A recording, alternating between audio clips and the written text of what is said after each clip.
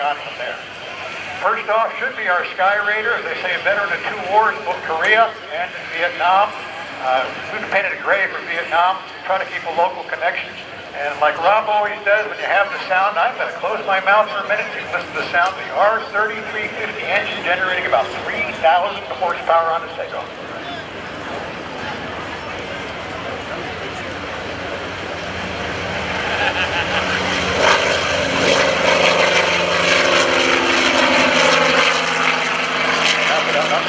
That's coming off.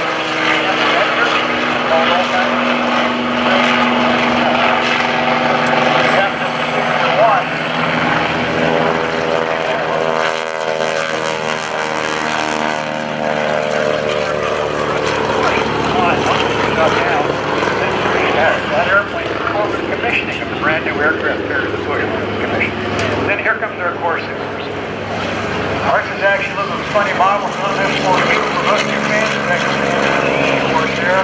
Manufactured by General Motors. It's not a cheap war, but it's a cheap airplane. This is kind of fun to market. We have on this one. People look at it and say it's only got 2 Japanese flags on the side. This is more of an A system. Now, it's owned by a guy named Reagan National Airport, who was a Norfolk native and flew with BF-17, the famous Jolly Roger squadron. Of course, still exists to this day, BF A-103.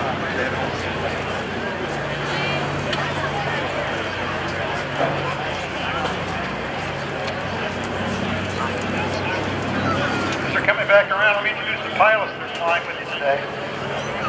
Doing that, if we have the same. Flying the Corsair, the last to take off is John Glenn Fuentes.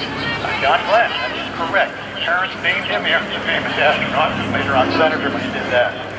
He's making a little bit of a transition. His real-life job keeps him flying for a major airline as a airman and training captain, flying such small airplanes as the Boeing 767, the Boeing 747. And then the side, he works with the Commemorative Air Force. For a while, he stuck around and kept flying their big stuff as well. Skyraider made his first pass. Skyraider today is our chief pilot. Mike Spalding, basically a corporate jet pilot. Real he does that. He was asked to be the chief pilot of the museum. He said, "Oh, I'll take the job reluctantly." Of course, he gets to fly absolutely everything we own, so jealousy is a high factor. Coming over next is the Avenger. I see he's open the bomb bay door. This is the same Avenger. Flyover in Washington, small, down the Potomac River. And then later on made YouTube. This is the guy that had a little bit of smoke in the cockpit and had to do an emergency landing at the Reagan Airport, which we had all kinds of fun with when we were doing that. I had the opportunity of announcing and narrating that entire flight on May 8th. And when he peeled away, I was listening on the radio and heard him declare an emergency. He could not have been in a better position to handle that because he banked right and was right on track to land at Reagan. Pilot, by the way, he's not on the big transition, even though in his case it's not so much a size. He's a member of the Air National Guard, and he flies around the F-22. He's not flying around his old propeller-driven World War II airplane. So again, it's quite a transition that makes all of them way happy. Let me put in a call spiel for what we have. If you want to travel back another full century, come on down to the Aviation Museum in 2 weeks. We're doing our big World War I show at that point. There'll be lots of biplanes and triplanes flying. You can get more information at our little tent we have set up. It's opposite the thing that I was told is for contacting aliens. The giant structure you see sticking up with the Marine Corps flag on the top. Look across and see our triplane, the Newport 17 going over there. We're also lucky today, and I think it's appropriate for being here at Naval Air Station Oceana, that all 3 of these airplanes are in fact naval aircraft. What we're looking at now is the gear down, the flaps down, and getting ready to do the carrier approach. You can imagine all 3 of these airplanes being aboard the ship very well. Will, folks, look at the Skyraider as it goes by. The canopy looks very small. That is a huge airplane, and it could carry about 6 or 8 people back in the fuselage if necessary. Ed Heinemann developed that airplane, and we'll see another Ed Heinemann airplane later on in the show. Remember that name, Edward Heinemann. Of course we will. The line of manufacturer Douglas products all the way through.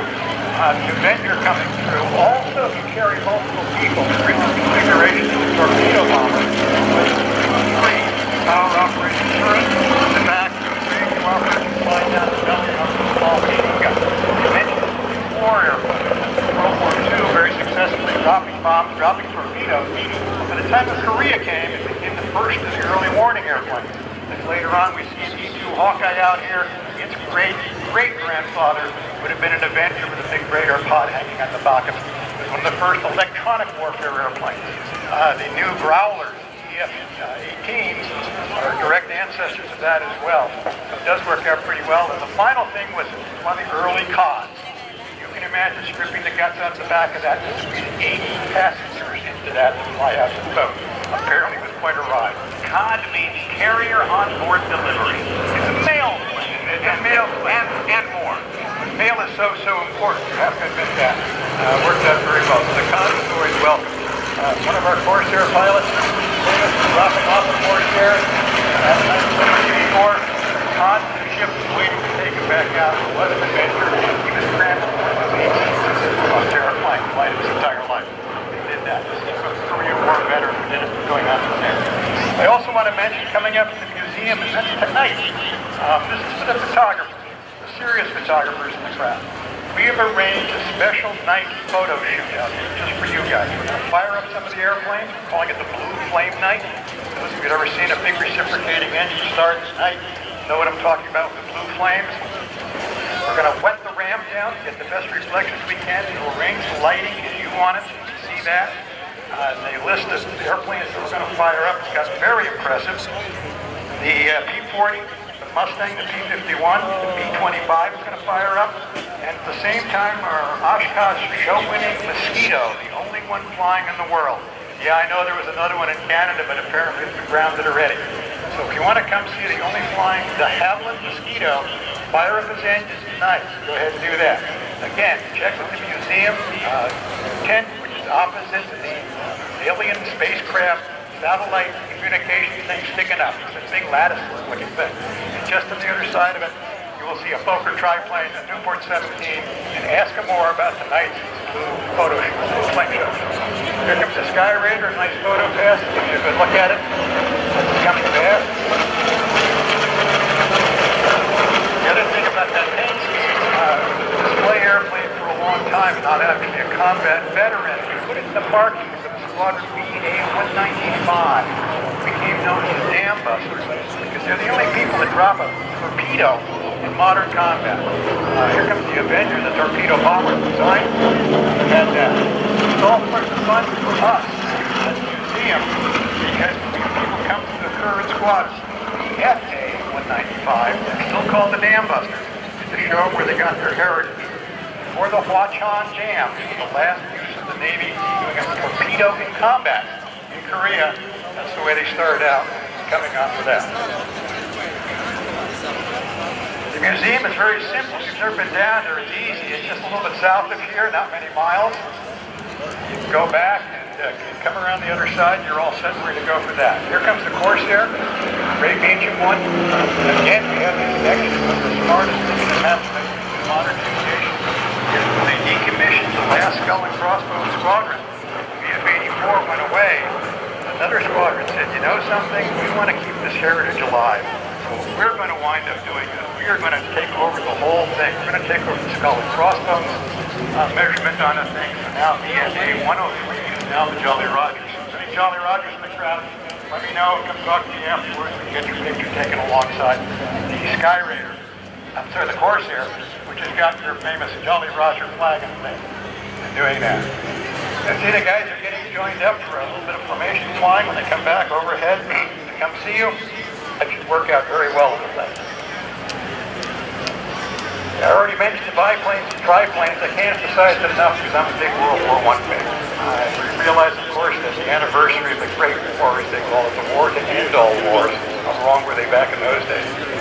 100 years ago. Actually, last year, we're well into the war. We're in 15. The United States was not involved in combat over there until 1917. They went, in fact, did that.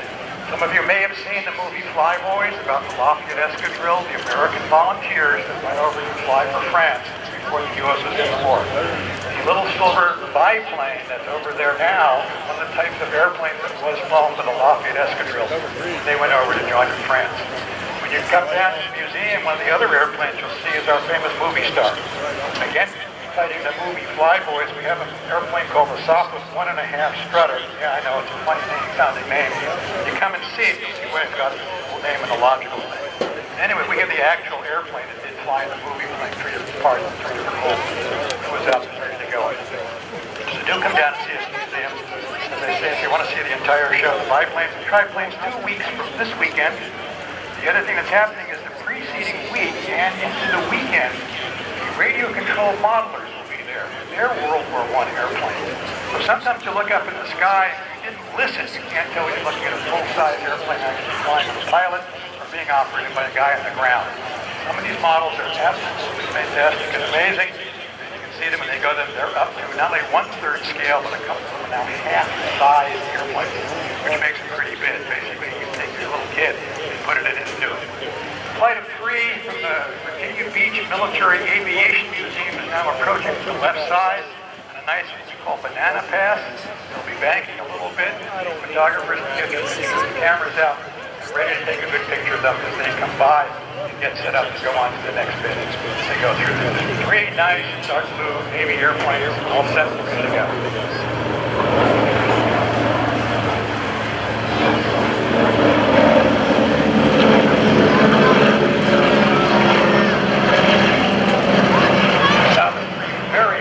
Very powerful radio engines at one time coming off us. The other thing I don't think I mentioned about these 2 particular airplanes is the paint scheme that is on the Avenger. It's the Atlantic Anti-Submarine Warfare paint job that they had at that particular time. The markings of that particular one, as close as we can figure it out, belong to the pilot named Reagan Corsair. Some of you might recognize the name. Reagan Corsair was one of the founding of the Blue Angels.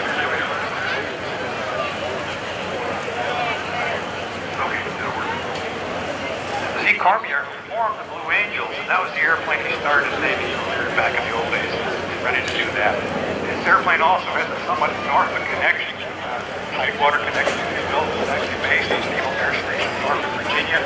The Anti-Submarine Squadron 22 back in the old days, and all set ready to do that.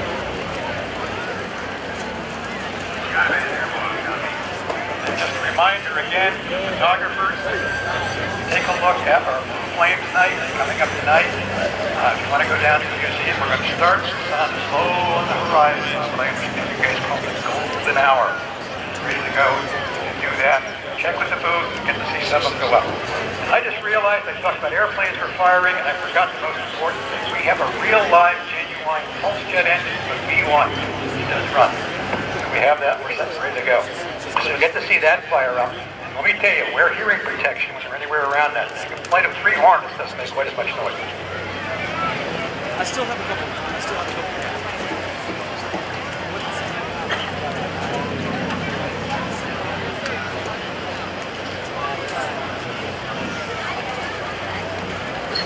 So what they're coming up to now, they're swinging back around, coming into the echelon, break from the echelon. We're talking about basic procedures. Carrier, you come back and fly along the starboard side of the ship. This formation shall each turn to the left, turn downwind, clear, flaps, yellow down, and set ready to go.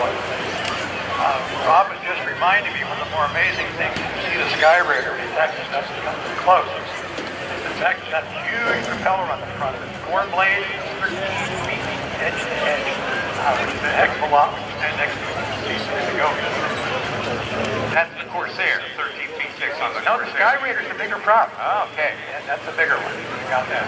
Do that. What I'm hoping, I don't know, how's the timing working out? Are they going to do the wing full? I don't know that we've got time. Okay, we've got to bring in the skydivers. So here comes the fighter factory guys. The Corsair, being the smaller airplane, had the bigger problem with getting the gear long enough and strong enough to prevent that propeller from actually slamming down on the decks of the carrier. So the Vought designers took advantage of an aerodynamic principle and bent the wing down at 90 degrees and then extended a short enough, yet strong enough, yet long enough landing gear from that lowest part of the wing and then bent it up. And then it became known as the bent wing bird, or whistler's depth, as the Japanese called it. The Whistling Death, by the way, was not to do so much with the shape of the airplane. The red big bird is that.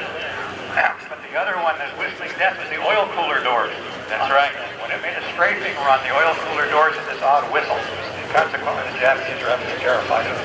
In fact, a real quick anecdote, I have a friend who's a Marine, went to the Chosin Reservoir, came to visit me about a year ago. We went down to the fighter factory, stood in front of that Corsair, looked at it for a couple minutes and said to me, I love that airplane. And I can just picture a young grunt in the mud and snow in the Chosin Reservoir watching those guys fight off the Chinese as they were coming after them. Great time to do it. Because they're museum airplanes and they are getting a little long in the tooth, we don't do carrier landings with them. I tried to set up a practice session once when I got soundly vetoed. So it'll be very nice landings when we come and touch down.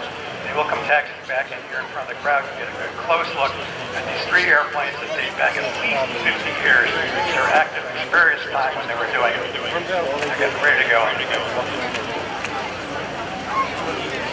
Again, reminders, swing by our little booth. We have more information out there. Look for the triplane, the red and white triplane. Look for the Silver Newport. And if you need a thing farther off the ramp someplace, there's a giant radar phase communications antenna in the range sticking up. A Marine Corps Navy flag sitting on the top of it. It's easy to find the back of it out there.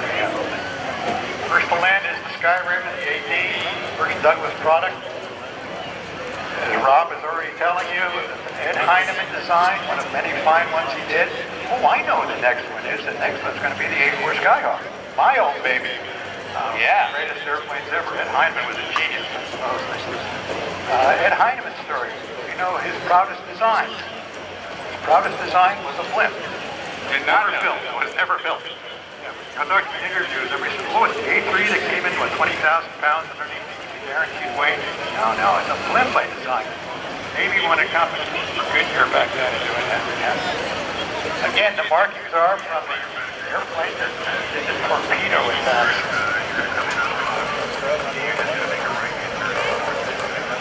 The airplanes that did go out, there was a dam that was controlling the water level in the river in Korea.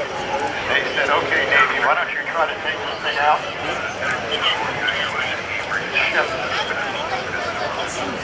The ship, fortunately, had enough torpedoes left over from their old World War II loadout. That's the reason they went ahead and hung a torpedo. They had to disable one of the speed brakes over the center line in order to do that and carry the torpedoes. We had the opportunity a few years back to have a reunion of the Dam Busters. They came up and of course they're very proud to stand next to that airplane. They're going out there. Do that. There you go. This is the idling 3350. Doing good?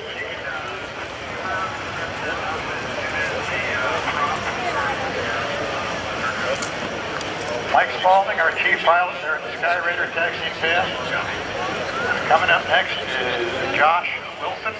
Calls on Shim, by the way. See how long and lanky he is. It sort of makes sense. He was an F-22 pilot. I'm sorry, F-22 pilot, flies those as well. He's also, I understand, got his current job with the airline. So next time you're in an airline or someplace, look up and say, okay, I remember seeing you fly the Avenger at the Oceana Airshow. Terrific way to go. All right, well, thank you very much, Boom. I appreciate you being here. Ladies and gentlemen, let's hear it for the Fighter Factory as we clear the rest of the aircraft off. Thanks very much.